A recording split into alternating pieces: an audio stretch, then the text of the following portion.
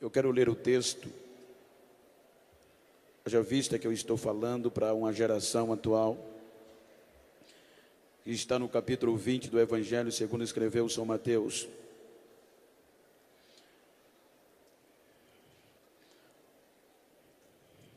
Palavras expressas dos lábios de Jesus, quando Mateus registra este acontecimento. O texto está escrito: porque o reino dos céus é semelhante a um homem pai de família, que saiu de madrugada a assalariar trabalhadores para a sua vinha, e ajustando com os trabalhadores a 1 denário por dia, mandou-os para a sua vinha.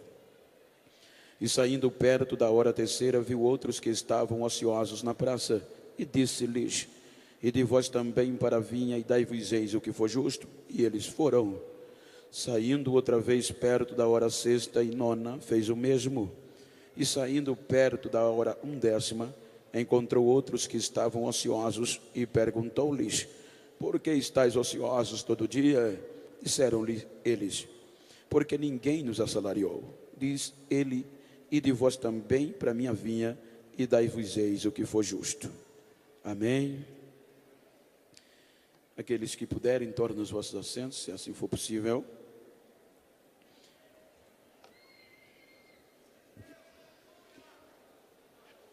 Enquanto tomo este texto para transmitir uma palavra motivadora, estimuladora, e para isso eu quero falar-lhes sobre adoradores da última hora. Os desafios que nos afrontam e nos confrontam nestes últimos tempos.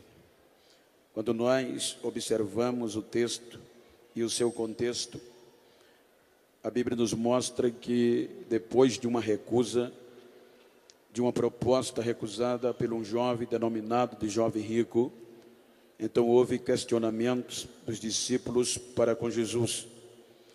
Então Jesus conforta os discípulos acerca desta chamada. Então é quando Jesus registra Mateus, ele expressa alguns pormenores. Pormenores estes que os seus ouvintes sabiam do que eles estavam falando. Se nós observarmos, a economia, na sua maior parte da época, girava-se em torno da pecuária e da agricultura. Então, o que Jesus está mencionando, ele está tomando os 5 períodos de um dia, em um contexto de um calendário normal, para explicitar os desafios e a história que nos trouxe aqui. Se nós observarmos, vejam que ele menciona 5 horários, e nós sabemos que no contexto da época, o dia judaico era contado de 6 da manhã às 6 da tarde. Portanto, Jesus apresenta a princípio o horário da madrugada. Ele mostra aos seus discípulos que aqueles que deixaram pai, mãe, filho, mulher, esposo por amor a ele, nunca seriam decepcionados acerca das recompensas, porque um dos apóstolos perguntou ao Senhor: nós que deixamos tudo para te seguirmos, o que ganharemos?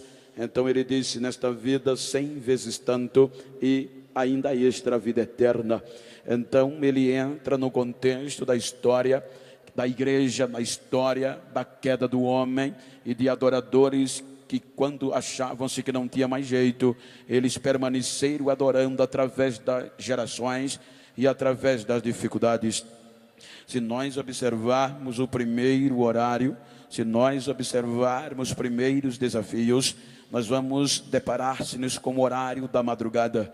Vejam, aqui eu estou e com certeza aqui também é movido grande parte da economia por questão rurícola, aonde a cana-de-açúcar dá-se para notar, além das indústrias, ela também tem um peso na economia. Haja vista que a empregabilidade é bem maior. Quando nós observamos o contexto da madrugada, eu faço questão de mencionar, ele exige mais coragem, é mais desafiador, porque é abrir caminhos. Eu, a partir dos 12 anos de idade, eu comecei a cortar cana.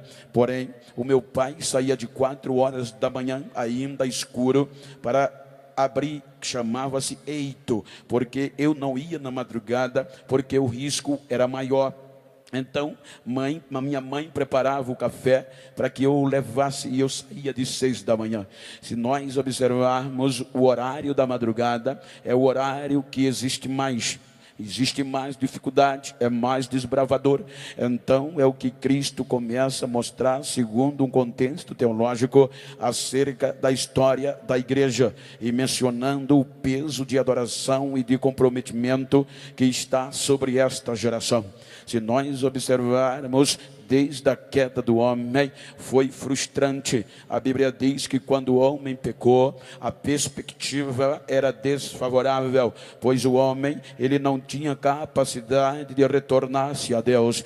Quando nós observamos, ao passar do tempo, o homem expulso da presença de Deus, destituído da presença de Deus, sem perspectiva de adoração. O entanto, é que quando o escritor aos Hebreus, ele faz menção do Velho Testamento, capítulo 11, ele estimula a sua geração, tomando exemplo do Antigo Testamento. Se nós observarmos o livro dos Hebreus, a partir do capítulo 11, ele está mencionando de homens e mulheres que por meio da fé adoraram a este Deus. Veja que no meio do caos, que tinha tudo para não adorar, ele menciona e faz uma relação. Ele diz que por meio desta fé, Abel ofereceu o melhor sacrifício do que Caim. Ele continua dizendo que por esta mesma fé, desde o horário remoto, alguém sempre estava adorando a Deus e andando com Deus. Ele diz que por esta mesma fé, Enoque também andou com Deus e foi transladado, porque Deus os transladou. Quando ele faz menção do Antigo Testamento, ele diz que Abraão, ele ouvindo, recebendo a proposta e a promessa e a chamada, mesmo sem saber para onde ia, ele acreditou e foi por meio da fé. Então ele diz que a própria Sara também acreditou na esperança de que Deus iria lhe dar um filho. Porém, ele diz que todos estes morreram sem ver a promessa, mas não desistiram, porque tinha esperança desta promessa maior, vivendo na terra, sabendo que era peregrino e tinha uma terra celestial a esperar. Quando ele continua o texto, ele diz que por esta mesma fé, Isaac abençoou os seus 2 filhos, Jacó e Esaú, acerca das coisas futuras. Quando ele faz menção, ele diz que Jacó, já sendo velho, já encostado no seu bordão, ele abençoou os 2 filhos de José acerca das coisas futuras. Ele, pai de Jacó, ele chega em Moisés e ele mostra que Moisés já era grande. O texto diz, Moisés já grande, com livre-arbítrio, com poder de decisão, ele recusou, ele não quis ser chamado filho da filha de Faraó, a maior autoridade politicamente e economicamente da época, mas não quis. Ele antes preferiu ser maltratado com o povo de Deus do que gozar de um pouco do pecado. Ele recusou, ele preferiu o vitupério de Cristo do que os tesouros do Egito. Ele, escritor os Hebreus, continua dizendo que por esta mesma fé, homens desbravaram o horário da madrugada em um contexto de decisão e de escolha. A escolha era de livre-arbítrio. Ele continua dizendo que depois de Moisés, ele diz que agora Raabe, a prostituta, não pereceu com o Jericó, mas porque escondeu os espias, Deus a conservou por meio da fé. Ele diz que falta-me tempo para falar de Baraque, de Gideão, de Jefté, de Sansão, de Samuel e de Davi. Ele diz que homens que desbravaram o horário da madrugada sem ter uma perspectiva favorável no contexto normal, mas a esperança da fé fazia eles adorarem a Deus. Veja que o contexto é tão tremendo que ele continua dizendo que estes homens, eles não tinham a facilidade que tem a nossa geração. Eram homens que ele diz que na sua simplicidade, por meio da fé, adoravam a Deus independente das circunstâncias. Ele diz que estes homens, sendo simples, mas eles não abriam mão na batalha, eles enfrentavam e na batalha se esforçavam, da fraqueza tiravam força, homens que fechavam boca de leões e apagavam a força do fogo. Ele diz que por esta adoração, estes homens escapavam do fio da espada e ainda glorificavam a Deus. Ele diz que por esta mesma adoração, estes homens não tinham apartamento na época dele, nem moravam em condomínio, mas mesmo assim, morando nas cavernas, nos buracos da terra, eles não paravam de adorar a Deus por meio da fé. Eles não tinham sapato luxuoso, ele não usava terno da Tommy nem da Ralph Lauren, era vestido de pele de carneiro e de ovelha. E ele diz: muitos deles foram esbufeteados, cerrados pelo meio, maltratados e folados vivos, mas não desistiam. Eram homens que adoravam, que ele diz que o mundo não era digno desses homens pisando na terra. Olha o que é que ele diz. Ele diz que estes homens, por meio da fé, esta geração da madrugada, mesmo assim, ela não desistiu de adorar, e pela fé eles alcançaram bom testemunho diante de Deus. Portanto, o texto diz que os trabalhadores da madrugada, a geração da madrugada, mesmo alcançando bom testemunho diante de Deus, ainda não entraram na promessa. Por quê, pastor? Porque o próprio Deus não permitiu que eles entrassem sem a gente, sem uma geração futura, porque Deus tinha coisa maior e melhores para a nossa geração. Então os trabalhadores da madrugada, veja que o último trabalhador da madrugada se chama Malaquias, na base do Antigo Testamento, e Malaquias termina a profecia dele anunciando que o sol ia nascer, viria dias de ajuste e de conserto. Olha o que é que ele diz no capítulo 4: o dia do Senhor virá, e ele virá terrivelmente. Ele virá como um fogo devorador. Todo que comete a soberba e a iniquidade será queimado feito palha. Ele virá como lavandeiro, ele limpará toda a imundícia e deixará tudo limpo. Mas ele diz: mas para vós que temei o meu nome, nascerá o sol da justiça, e ele vem trazendo salvação debaixo das suas asas. Termina o horário da madrugada. Acharam que Deus tinha desistido do ser humano. O sistema era cruel, era esse sistema. Agora entra 400 anos sem Deus falar, sem Deus falar alguma coisa. Nesses 400 anos, sem Deus se manifestar a Israel. Então agora acontece coisas extraordinárias. Deus no silêncio continua trabalhando, aproveitando para o sol nascer. Então a Bíblia diz, e a história enriquece, que neste período de silêncio intestamentário de 400 anos, a coisa mudou no mundo antigo. O Império Grego Macedônio,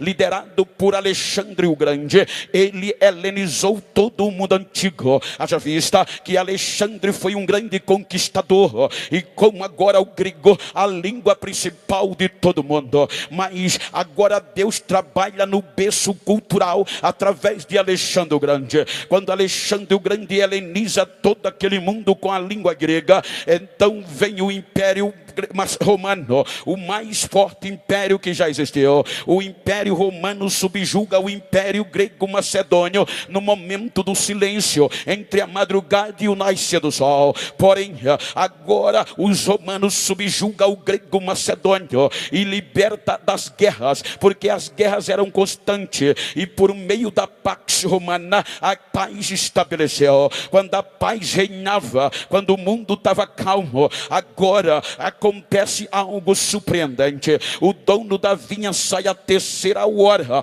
o horário de 6 às 9 da manhã. E quem é que aparece? Agora Deus resolve começar o reconhecimento. A Bíblia diz que apareceu no YouTube um certo pregador, apareceu no Facebook um certo pregador. Não, a Bíblia diz que apareceu no deserto da Judeia João Batista pregando o evangelho de arrependimento. João Batista entra dizendo: arrependei-vos e creide no evangelho, porque o machado já está posto à raiz da árvore. aqueles que não produzirem frutos dignos de arrependimentos serão cortados e jogados no fogo. João Batista entra no anonimato, e é nesta última hora, quem crê comigo que Deus não depende de modernidade, de YouTube, de Facebook, quem crê comigo que Deus ainda levanta uma geração no meio do deserto para fazer a diferença. Então João Batista entra. Imagina, se fosse Genival Bento, eu queria começar dentro de Jerusalém, que era o centro religioso. Eu queria começar num contexto favorável da Judeia. Agora João Batista começa no deserto. Amados, a unção é quem faz a diferença. Ora, João Batista pregava no deserto, descalço, o sandália era de couro, não tinha sapato brilhoso, o terno era raquinho, era feito de pele de animal, um cinto de ouro. Ele pregava com tanta autoridade que agora ele impacta o palácio, o sistema. Então, dentro deste contexto, as pessoas eram quem saía de Jerusalém por causa de um adorador que estava pregando no deserto. A adoração a Deus faz isso, ela faz a comunidade sair da cidade para ir para o deserto. E quando as pessoas chegavam no deserto, já chegavam clamando. Aí ele gritava: raça de víbora, quem vos ensinou a fugir da ira vindoura? E as pessoas acreditavam e eram batizadas por ele no Rio Jordão. Aí o sistema disse: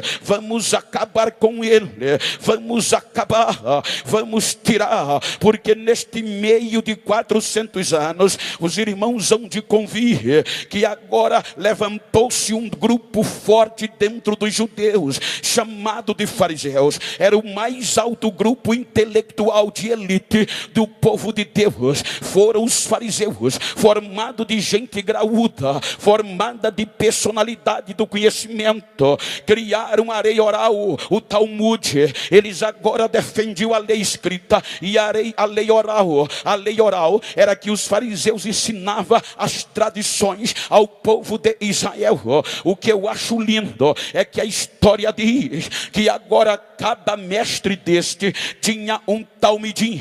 O que é um talmidim? Um discípulo. Diz a história que em todo Israel a criança começava a estudar com 6 anos de idade acerca da lei de Deus. Era a escola primária. Então durante 4 anos a criança era catequizada acerca dos 5 livros de Moisés, a Torá, o Pentateuco.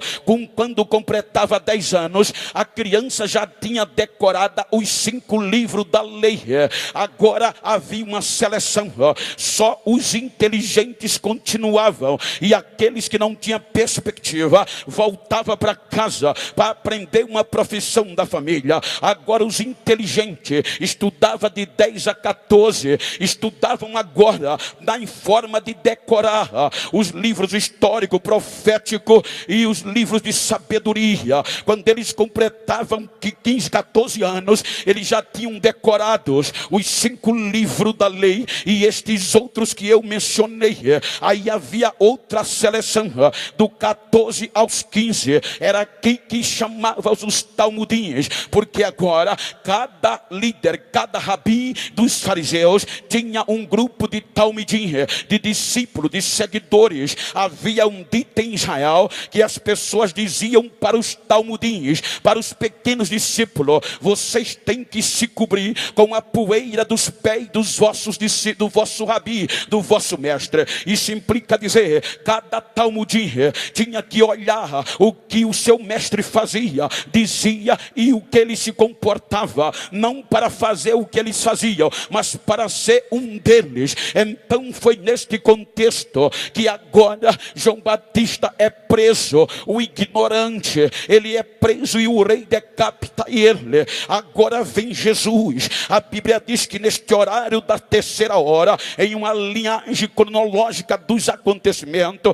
aí a Bíblia diz que quando Jesus soube que João estava preso, ele começa a pregar o evangelho. E olha que Jesus começa com 29 anos, ele já tinha passado por todo este treinamento e esta leitura, ou seja, Jesus já despertou. Quando ele completou 10 anos, ele já tinha a lei decorada como judeu. Ele foi selecionado como inteligente e continuou. O que chamou a atenção, o que ele fez que nenhum fez, é que com 12 anos foi sabatinado. Então a Bíblia diz que ele já tinha toda a Bíblia decorada e ainda ensinava os doutores, os escribas, que arregalaram os olhos, que tanto vem tanta sabedoria. Quando ele completa 29 anos, ele já era mais inteligente do que os inteligentes dos inteligentes. Não é à toa, irmãos, que os fariseus respeitavam ele. Vejam que até os fariseus o chamavam de mestre. O próprio Simão chamava ele de mestre.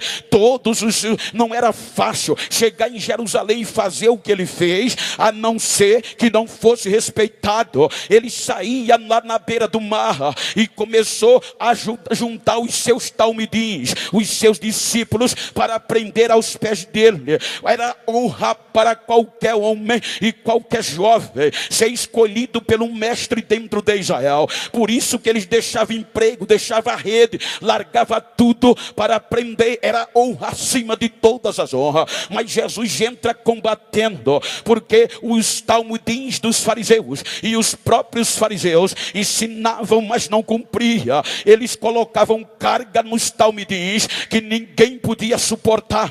Os fariseus, os mestres judeus, eles estavam preocupados com o exterior e não para o exterior. Então Jesus bate de frente quando disse: vocês estão errados, vocês parecem uma sepultura, por fora é bonitinho, mas por dentro estão apodrecidos. Vocês estão botando carga no povo que não pode cumprir. Ele olha para os seus e diz: então vinde a mim, todos vós que estão cansados e oprimidos, e eu vos aliviarei. Aprendei de mim que o meu fardo é manso, é leve. Então Jesus vai chamando os seus discípulos e dizendo que os fardos dos mestres fariseus eram pesados demais, mas ele vem arrebentando. Ele agora começa com os seus discípulos dentro do horário da terceira hora. Vejam o que é que ele faz. Ele impacta o sistema. O sistema era corrompido, o sistema era interesseiro, o sistema tinha conflito de interesses. Aí Jesus chega pregando e cumprindo o que ninguém tinha cumprido. O sistema dizia: tem que ir visitar o leprosário, mas eles não iam. Tem que ajudar o enfermo, mas eles viravam as costas. Veja a parábola do bom samaritano. Eram os sacerdotes, eram os mestres que passavam de longe. Só que Jesus agora, como mestre, ensinava os seus talmidins, os seus discípulos, de forma diferente. Ele chegava para ensinar. Ele não só pregava no santuário, ele chegava na beira do tanque, aonde só tinha doente, e começava a pregar, começava a falar. E quando ia terminando, olhava para o enfermo e dizia: queres ser curado hoje? O caba dizia: quero. Levanta, vai para casa, pega a tua cama, se manda daqui, seja curado. Quando ele ia para o leprosário, os leprosos passavam perto dele. Enquanto os rabínicos judaicos fugiam, Jesus parava para atender. Os leprosos chegavam dizendo: mestre, se tu queres, pode me limpar. Ele virava e dizia: eu quero, seja limpo agora. E a lepra desaparecia. Ele impactava o sistema de uma hora para outra, e isso incomodou. Aí o sistema disse: esse homem é forte, esse cara é inteligente, está nos perturbando, vamos matá-lo para que ninguém queira segui-lo, para que não haja outros feito ele.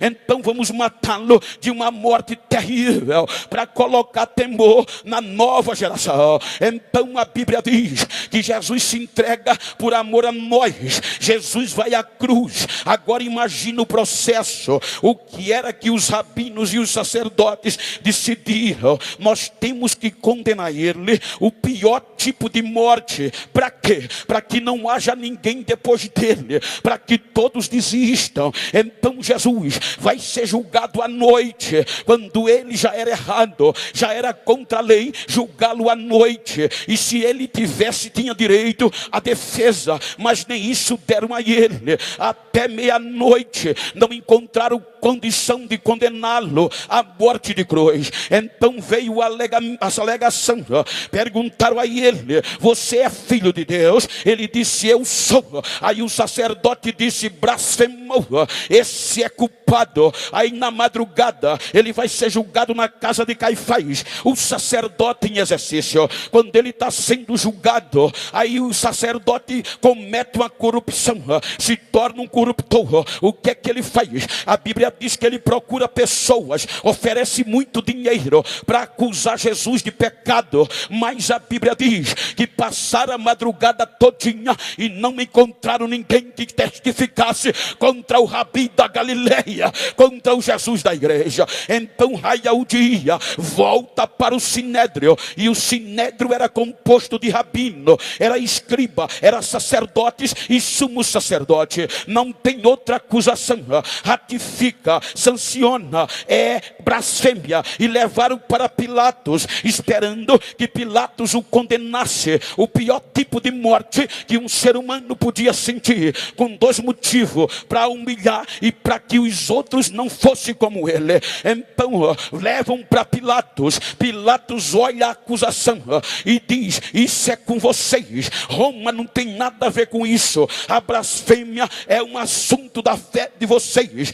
então ele não tem culpa. Aí foi quando colocaram a acusação de sedição, que já atendia o imperador. Eles disseram: ele está criando confusão, está ensinando o povo a blasfemar e também incitando o povo contra o imperador. Aí vem para o julgamento, mesmo com todas as acusações. Pilato diz: eu não vejo nele crime algum, mas a turma pedia, ele tem que ser crucificado.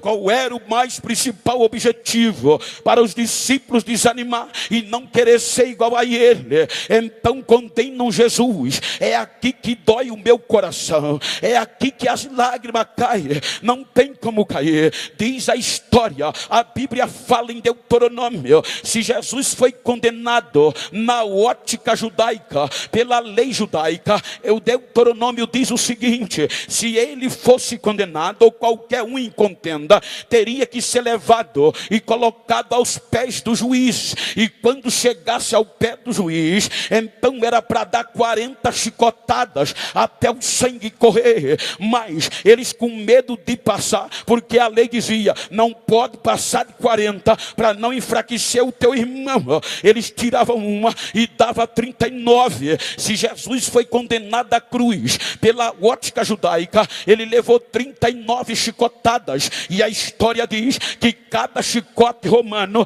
tinha 12 pernas, em cada perna ossos de carneiro secos e pontiagudo. Isso implica dizer que se foram 39, você multiplica 39 vezes 12, dá mais de 400 feridas no corpo de Jesus. Só em cada chicotada era 12. E se foi condenado pela lei romana, a lei dizia: se for condenado à cruz, é 5 quarentena, ou seja, 40 vezes 5, 200 chicotadas menos uma, dava 195, ou seja, 195 chicotadas dilacerou o corpo de Jesus. É aqui que Isaías diz: ele foi moído, arrebentaram com ele, olhando nós para ele, nenhuma beleza víamos para que o desejássemos, mas foi pelas suas feridas que a nova geração foi sarada, foi pelas suas feridas que a gente está aqui. Quem pode levantar a mão e dizer: eu não vou parar de adorar?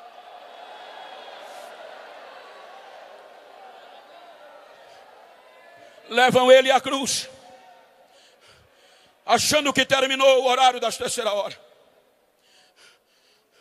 Colocam ele na cruz. Acabou. Com este tipo de morte, ninguém vai querer ser como ele foi. Os seus dalmudins, os seus discípulos vão desistir.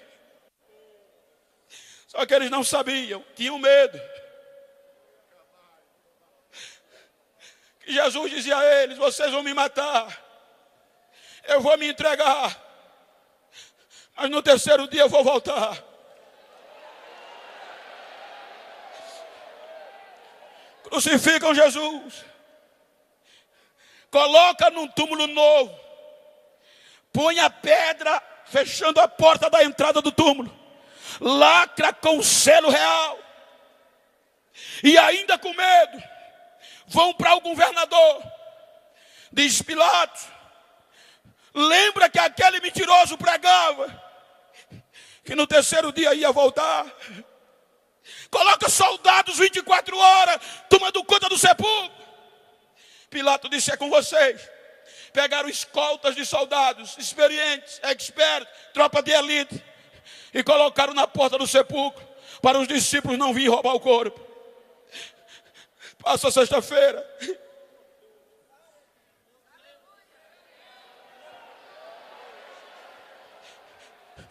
e os seus talmudins, os seus discípulos, desanimados, o sistema dizia: eles vão desistir. E eles diziam: pensávamos que era ele, que fosse redimir Israel. Chega o sábado, vou pescar.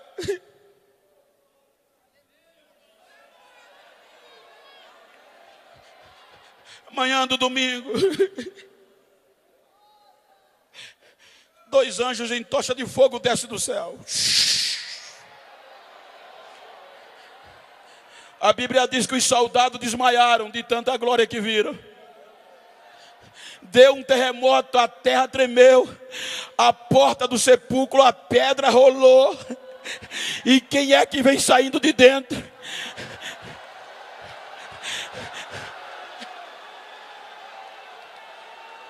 O pregador voltou, o mestre voltou. Aí Maria já ia embalsamar. Quando Maria viu aquilo, gritou: Raboni, meu mestre, Raboni, sou eu mesmo. Ele está vivo, ele já voltou, ele ressuscitou, ele ressuscitou.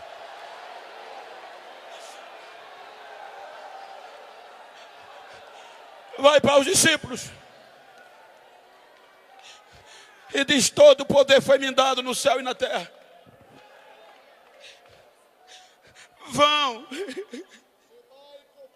façam discípulos de todas as nações, e eu estarei convosco todos os dias, até a consumação dos séculos. Eu estou com vocês. Ele sobe aos céus. É por isso que me pergunta: por que tu chora tanto, Bento? Olha o que eu vou dizer. Por que é que eu choro? Jesus vai aos céus e deixa trancado, com medo da represária, os seus talmidins. Enquanto os rabinos, os fariseus, os seus discípulos, os seus rabinos, os seus talmudins, eram os inteligentes dos inteligentes. Agora Jesus, como um rabi, quem ele deixa? Ex-pescador, ex-prostituta, ex-leproso, só quem ninguém dava nada. A cidade estava cheia de 50 dias depois. Quem é que está lá dentro? Olhe com todo respeito, estude. Mas olha o que o poder da adoração faz. A Bíblia diz, se você ler Atos capítulo 2, excelência, só em Jerusalém tinha cerca de 17 idiomas diferentes, de nações diferentes. E lá no cenáculo, a Bíblia chama de idouto, iletrado, não totalmente analfabeto. Por quê? Porque eles começavam a decorar a lei logo cedo, mas iletrados. Quando, de repente, eles tremendo lá dentro, aí desce lá de cima, a Bíblia diz que o dono da vinha saiu de novo procurar trabalhadores. Das 9 às 3 horas da tarde. Aí vem contratar. Aí a Bíblia diz que o Espírito Santo entra.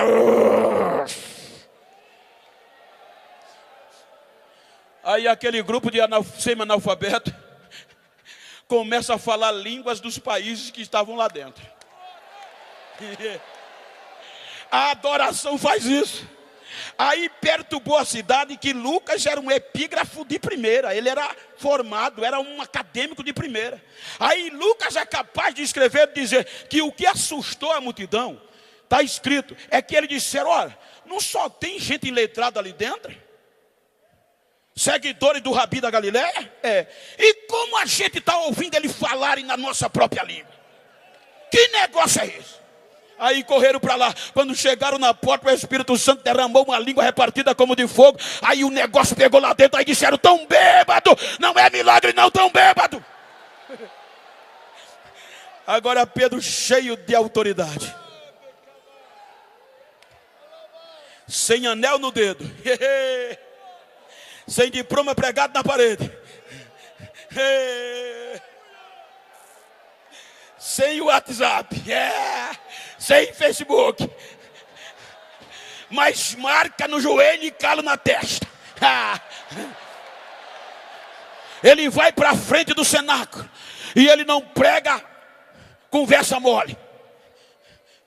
Um dos perigos da nossa geração é que a gente está ouvindo muita psicologia e muita psiquiatria nos nossos púlpitos. A gente está ouvindo muita conversa de autoestima, porque Genival Bento não quer mais pregar a verdade da cruz, porque a verdade da cruz não dá ibope e nem enche agenda. Mas a mensagem da cruz ainda batiza, ainda salva, ainda cura. É ela que faz a diferença. O irmão Pedro chega naquela multidão cheia de doutor, sacerdote, rabinos, e ele grita: ei, não tem ninguém bêbado não, é 9 horas agora. Isso é o poder que Deus prometeu por meio de Joel. E vocês sabem, vocês sabem quem era Jesus. Um varão aprovado por Deus, que por meio dele Deus fez milagres, maravilhas e prodígios. E vocês mataram ele por mão de pessoas injustas. Mas eu tenho uma novidade para dizer a vocês. Eles queriam matar Jesus, pensando que Jesus não ia sacudir os seus discípulos. Matando Jesus acabava. E agora Pedro diz: escutem, a morte não pôde segurar ele.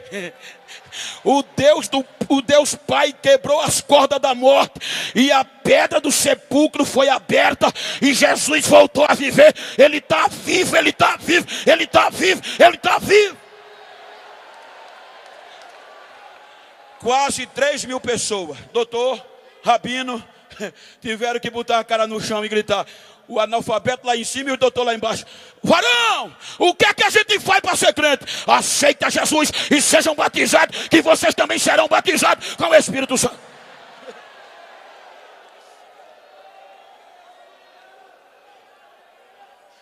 A segunda pregação é linda. Não precisou palavras. Há um contexto que diz que nós determinamos ser por aquilo que a gente faz. Agostinho, um grande teólogo, chamou os seus discípulos, seminaristas, e disse: amanhã a gente vai fazer uma grande pregação. E eles se prepararam a noite toda. No outro dia foram prontos para pregar. Entraram na cidade e saíram em silêncio. Aí disseram: mestre, por que a gente não pregou? Hoje vocês fizeram a maior pregação que vocês podem fazer na vida, o testemunho de vocês. Hoje a gente está indo muito na onda de YouTube. Eu sou de uma geração que só se convidava quando eu conhecia, eu procurava conhecer. Meio braço. Agora cheios de Deus. Já vem 2 iletrados, ainda fedendo peixe. A lei judaica era cruel. Quem nascesse com defeito físico não tinha chance. A Bíblia diz que tinha um homem que mais de 40 anos, ou aproximadamente isso, todos os dias traziam ele para pedir esmola na porta do templo, onde tinha muito fluxo de pessoas, para mendigar, viver da mendicância. Excelências, Estavam eles sentados todos os dias. E Jesus viu ele lá, mas não fez nada. Deixou para mostrar aos seus discípulos o que eles eram capazes de fazer. Aí lá vem Pedro e João. Aquele mendigo, aquele coxo, todo dia via o povo passar, olhava lá para dentro, só ouvia o barulho de adoração, mas não podia adorar, que a lei não deixava. Aí lá vem o irmão Pedro e o irmão João. Quando ele chega perto, o coxo fala: normal, prática, dai-me uma esmola. Pedro dá uma paradinha e diz: o que eu tenho, não tenho prata nem ouro, estamos liso. Essa prata e ouro era moeda, não estamos, não, nem cachê teve. Mas o que eu tenho eu te dou em nome de Jesus o Nazareno. Levanta e anda. O homem se assustou: em nome de Jesus, levanta e anda. Aí o coxo deu um pulo, esqueceu a bacia, esqueceu as moedas, olhou para o santuário e começou a adorar. A Bíblia diz que ele fez carreira, adorando, cantando e dizendo: agora eu vou entrar, agora eu entro, agora eu entro, agora eu entro. E adorou ao Senhor.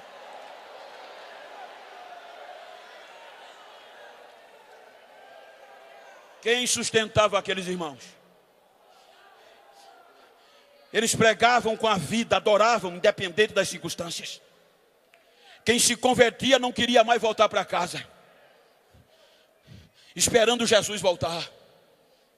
A história diz, excelência, que o arrebatamento era tão vivido que os irmãos adoravam dia e noite. Diz a história que havia um edito por parte de César, que todos os residentes da sua jurisdição tinha que reverenciá-lo. E era todo dia. Me ajuda aqui, Samuel, só para vocês terem uma ideia. Me ajuda aqui, Oséias. A história diz que independente de qualquer coisa, quando alguém na jurisdição de César encontrava o outro, tinha que reverenciar César no grego, que era o que predominava, dizendo Sekirion, que no grego quer dizer César é o Senhor. O outro dizia Sekirion, César é o Senhor, e passavam pelo outro. Agora o fogo caindo.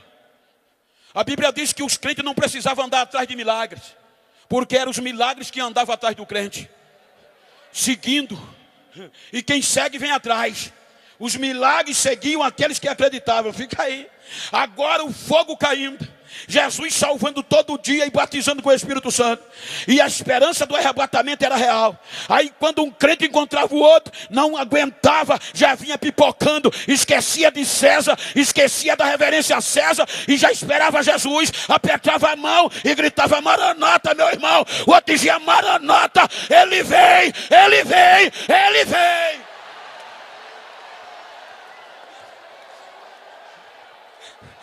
Ninguém sustentava. Obrigado, Zé. Ninguém sustentava. Esses trabalhadores, adoradores do meio-dia, quando o sol é mais quente. Eu vou dizer o que vocês já ouviram. Eu estou pregando para uma nova geração. Esses irmãos adoravam tanto. Eles adoravam na terra, na água e no fogo.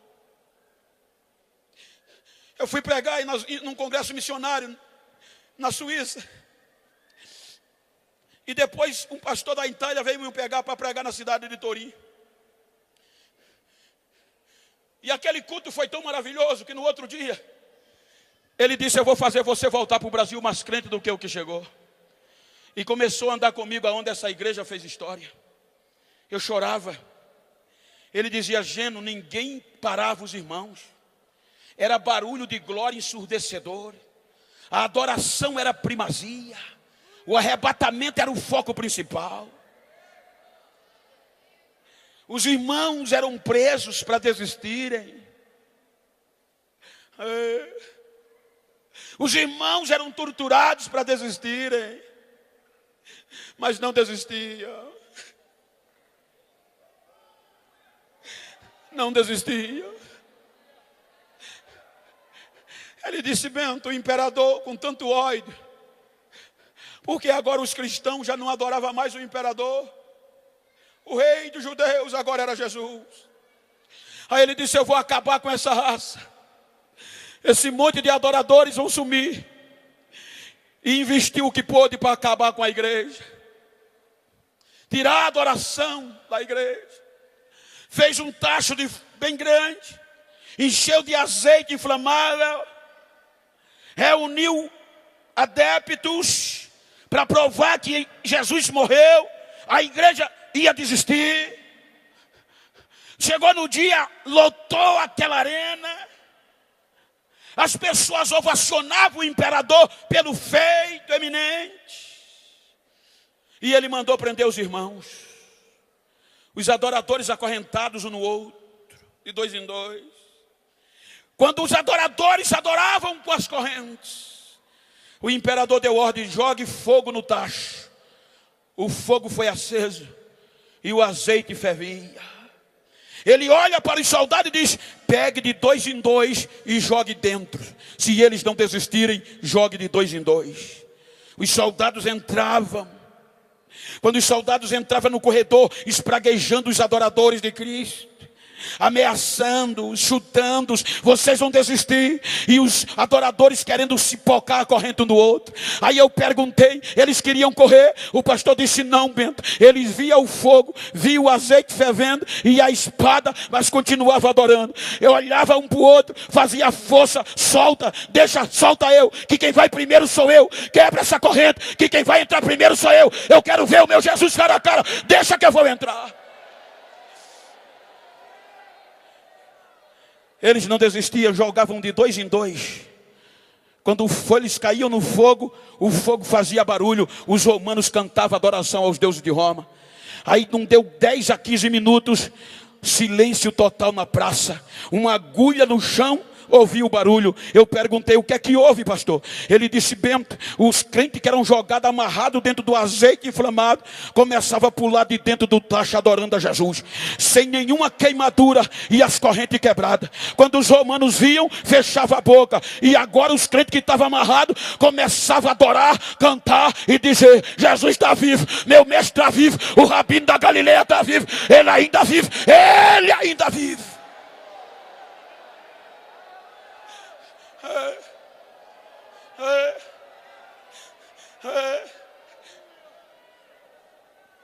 Eles não desistiam.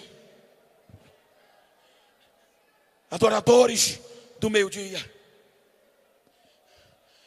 O que eu acho lindo é que a Bíblia diz que o dono da vinha sai a 1ª hora, 5 horas da tarde. Ei, pode olhar o que os 4 primeiros horários era comum. O dono da vinha sair com um contrato na mão. Pode olhar que ele ia com o contrato. O maior preço foi o que ele mesmo pagou por seu filho. Mas 5 horas da tarde, nenhum empreendedor contratava ninguém. Porque eles só iam para a praça para o resumo final. Porque contratar uma pessoa faltando 1 hora, o encargo era o mesmo de quem começou. Veja que esse grupo é o único que é questionado, o da última hora. Quando ele chega na praça, ele pergunta: por que vocês ainda estão aqui, desocupados 5 horas da tarde? Sabe o que é que aquele grupo diz? Ninguém acreditou em nós. Nós não temos merecimentos para trabalhar na vinha de ninguém. Ei, olha a coragem do dono da vinha. Ele diz: vão vocês também para a minha vinha, e eu darei a vocês o que for justo.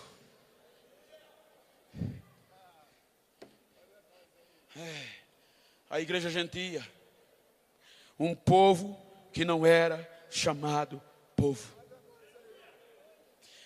Já viu um trabalhador da última hora já hoje? Já viu um adorador da última hora já hoje? Dá uma olhadinha para a tua direita. Olha para a tua esquerda. Eu não vim aqui contar história. Eu vim pregar num congresso de jovem, de uma nova geração.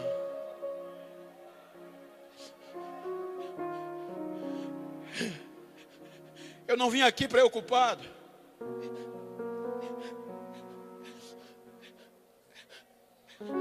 em emocionar você. Eu orei.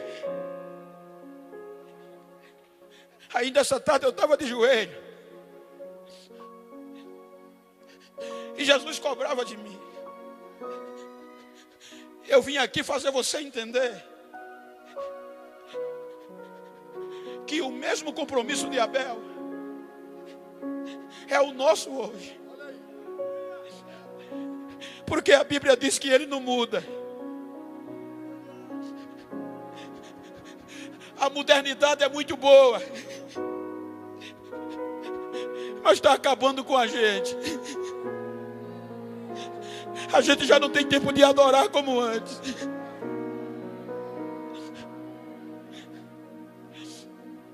Uma das maiores preocupações dos sociólogos e psicólogos é que a nova geração, baixa mais o teclado, é que a nova geração não está sabendo administrar as informações. Augusto Cury registra uma colocação de Marco Polo, que uma criança hoje de 7 anos tem mais informação do que os imperadores de Roma na época. Uma criança de 9 anos tem mais informações do que os pensadores gregos como Platão e Sócrates. A preocupação é que aqueles homens, sem ter o que a gente tem hoje, eles tinham ideias criativas. Há psicólogos que dizem que a dependência das redes sociais é tão forte que é melhor o pai abster o filho do almoço e do jantar. Ele vai sentir menos falta do que tirar ele das redes sociais. Eu parabenizo a cantora pelo que ela pediu para os irmãos fazer. Viram quantos celulares tem nos nossos cultos? Uma geração passada não tinha isso. Não era o celular que brilhava, era o rosto dos crentes.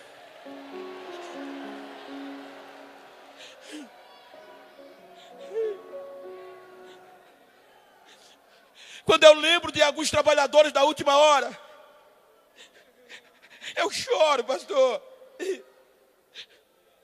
Homens que se dedicaram, jovens, independente de tudo, começavam logo na adolescência, compromisso com Deus. Quando eu me lembro, Charlie Finney, um jovem que predispôs ser cheio do Espírito Santo. Ele vivia tão cheio que quando chegava nas fábricas, começava a pregar, as máquinas paravam, porque o povo deixava o trabalho e eram tomados pelo poder do Espírito Santo. Quando eu me lembro de Spurgeon, o jovem que pregava um sermão e passava 3 dias deitado, sem poder levantar, porque o joelho inchava, o calcanhar inchava por conta da gota úrica, e ele não parava. Assim que desinchava, voltava para o púlpito de novo. O que fazia esses jovens não pararem? Quando eu me lembro de D.L. Moody, o jovem pobre, consertava sapato para ajudar nas despesas da casa. Um certo dia ele ouviu a mensagem: quem quer ser um adorador? E um pregador de alma, salvo engano, de Spurgeon. E ele disse: eu vou para frente. E foi para frente. E disse: Senhor, todos os dias eu vou ganhar uma alma para o Senhor. Um jovem trabalhava consertando sapato, e todos os dias ele ganhava uma alma para Jesus. No final da semana, pegava cada um e levava para a escola bíblica. Diz a biografia que em poucos meses a escola bíblica se tornou a maior escola da cidade. Chegou um dia que ele não orou por ninguém e ele não se conformou. Ele vai para a rua, senta no meio-fio e começa a chorar, porque não ganhou uma alma para Jesus.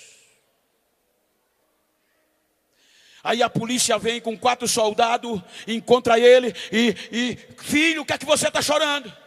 Eu prometi ao meu Senhor que todos os dias ia ganhar uma alma para Ele, e hoje ainda não orei. Em lágrimas. O soldado deu um tapinha nas costas e disse: não precisa chorar, vá para casa, amanhã você ora. Mas ele continuou chorando.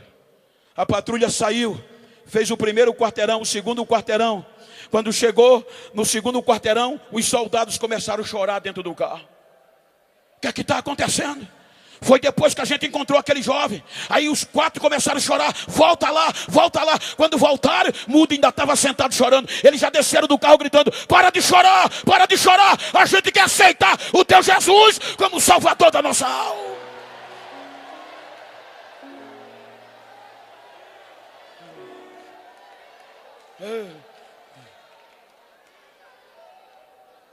Década de 40, nossa época.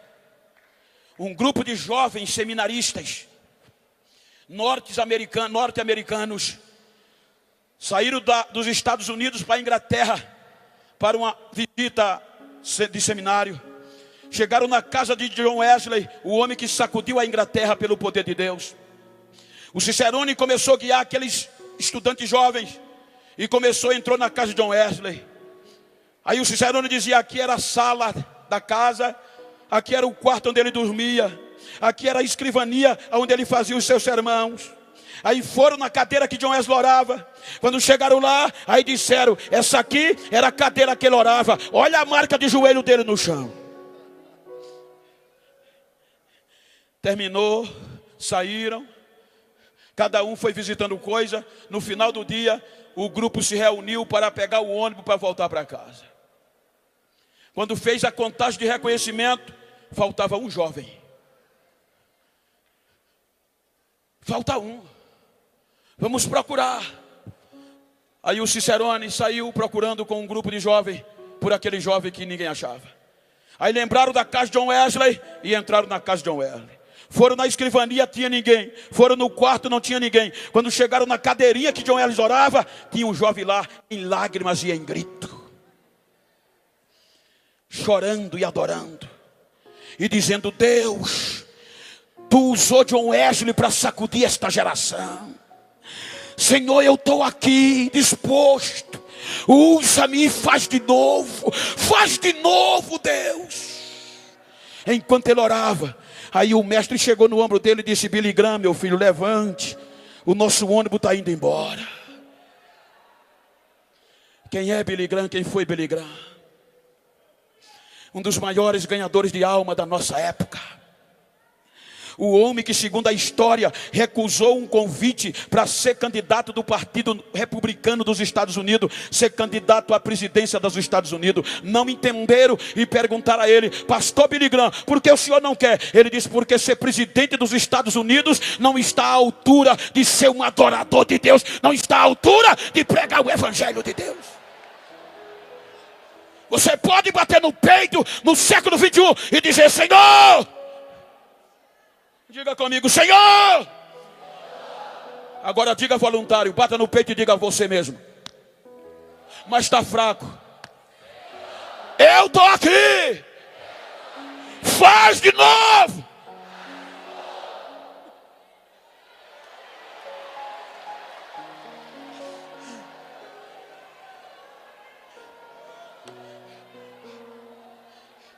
Chegou o século 21. O século da pós-modernidade. O século da facilidade. Eu não sou saudosista, mas às vezes dá saudade. O culto já começava quando a gente saía de casa. As lágrimas já saíam correndo. Não tinha pregador famoso nem cantor famoso. Não precisava de ninguém depositar cachê para ninguém. A palavra valia, o caráter era o que valia. Não tinha ninguém com disco de ouro gravado. E queira Deus que todos tenham. Mas a adoração era tão forte, gente, que no hino da harpa Jesus começava a batizar com o Espírito Santo.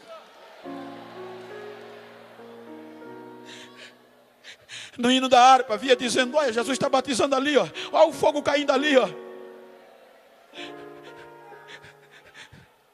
Os nossos congressos terminavam debaixo de tanta glória.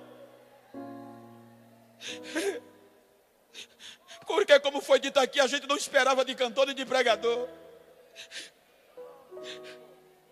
Os nossos cultos, os nossos adolescentes sapateavam, as nossas crianças embolavam nas nossas igrejas, os nossos jovens ninguém sustentava. Quantas noites terminava o culto e eles não podiam ficar de pé, o mistério, o fogo caindo. O pastor dizia: Bento, o que é que a gente faz? Pastor, sei não, apaga a luz da igreja para ver se eles param. Apagava a luz, aí era que o fogo pegava. O que é que a gente faz? Bota no carro de mão, leva nas costas. Era a gente andando com os carros de mão, cheio de crente falando em língua nas costas, e os não crentes correndo atrás. Eu quero ser crente, eu quero isso, eu quero isso, eu quero isso.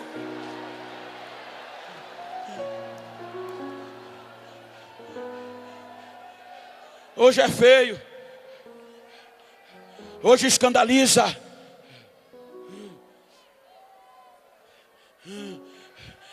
Há cerca de 2 meses atrás, estão querendo sugar, o sistema está querendo nos apagar. Há 2 meses atrás eu recebi uma ligação dos Estados Unidos da América. Era uma agência de muito rica de cantor e pregador. Pastor Genival, queremos contratar o senhor para cuidar da sua agenda. A América precisa conhecer o senhor, o mundo. O senhor vai ficar rico, mas a gente vai controlar a sua agenda. O senhor já veio à América? Eu disse: eu sempre estou aí pregando. Aí houve silêncio. Aí ele perguntou: o senhor já veio aqui? Eu digo: vou, todo mês. Quem é a sua agência? Eu digo: é maior do que a sua. Quem é o seu agenciador? Eu digo: o nome dele é Jesus de Nazaré. Conhece? Não se venda. Não se venda.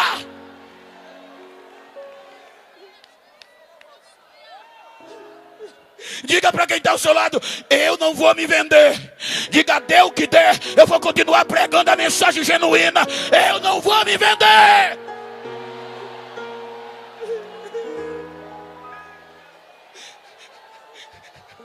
Vieram tentar me calar.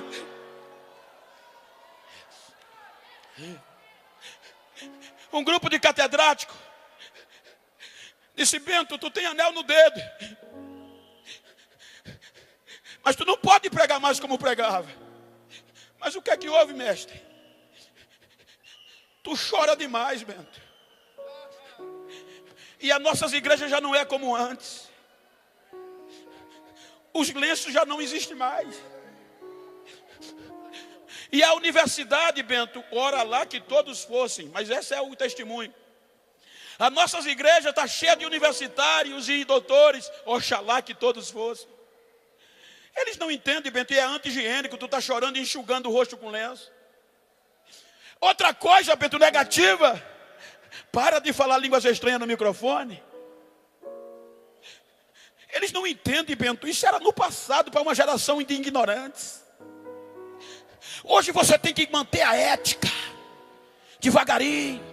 Começa frio, termina gelado. É assim que funciona hoje. Só assim tu vai crescer. Ah, mestre, se eu for crescer assim não vai dar não. Você não vai mudar não, por quê?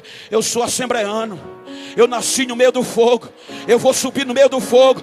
Cadê a geração do século 21 que não vai deixar a chama apagar? Cadê a geração de adoradores que vai comigo? Deixa eu ouvir o barulho da Assembleia de Deus. Deixa eu ouvir.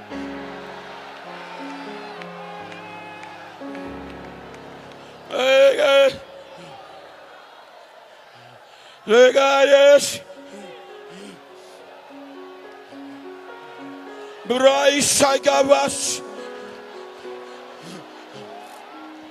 Brax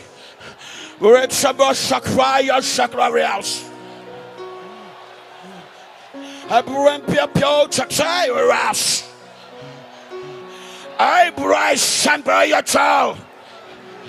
Armiagos, Uriah Sambrego, and a prosal. Idios, and a Yosai, the Laya Sakatai. I'm pro play kites of Vasiro. Eu estou te dando uma geração poderosa. Eu estou te dando uma geração que vai sacudir esta cidade de lado a lado. Hoje eu estou renovando vidas e chamando para mim. Para que saiba que eu estou contigo, eu estou renovando esta geração. A minha glória está sendo derramada agora, diz o Senhor.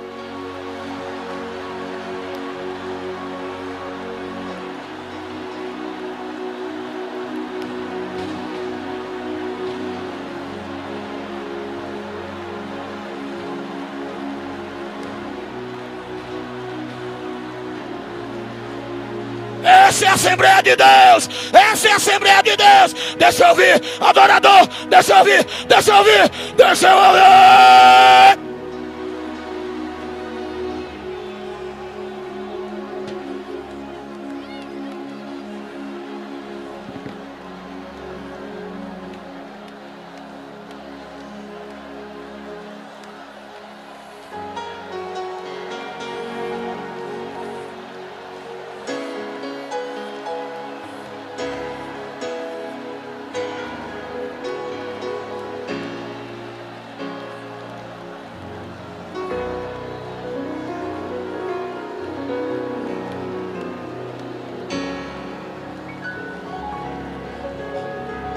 Fica de pé, por favor.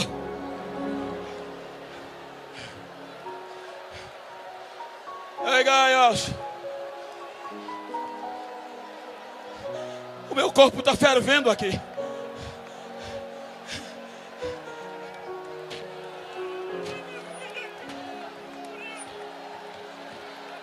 Quem tem línguas estranhas, fala em línguas estranhas. Quem não tem da glória, dá aleluia. Quem não é batizado, recebe agora variedade de língua. Em nome de Jesus, recebe batismo com o Espírito Santo agora. Aonde você está, abre a tua boca e começa a falar novas línguas. Recebe agora.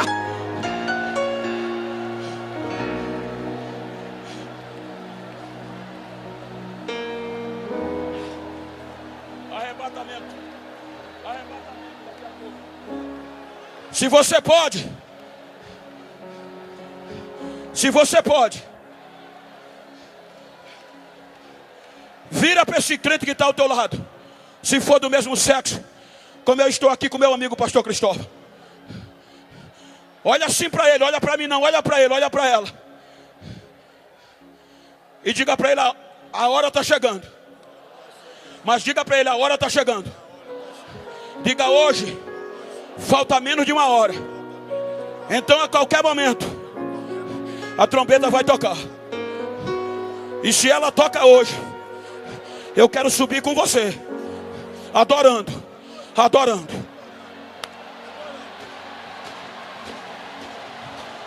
Diga para ele, diga para ela, se a trombeta não toca hoje, eu quero deixar um encontro agendado com você.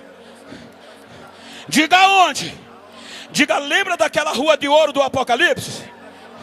Ali tem uma cidade de ouro puro. No meio dela tem uma praça. No meio da praça, a árvore da vida. E o rio de cristal banha aquela praça. Diga, vai ser lá. Vai ser lá. Diga a ele, se eu for primeiro, eu vou te esperar. Mas se tu for primeiro, me espera, que o negócio vai feder aqui. O negócio vai apertar. Mas eu vou continuar adorando. Eu vou estar lá. Pergunta a ele, está fechado? Abraça ele, diga, fechado. Eu te vejo lá, fechado.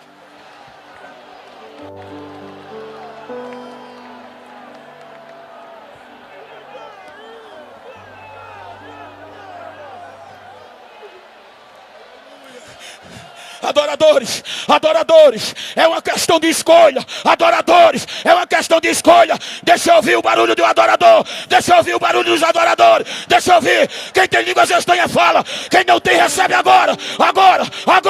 Eu ministro a unção que está sobre mim para esta juventude, para a galeria. Agora!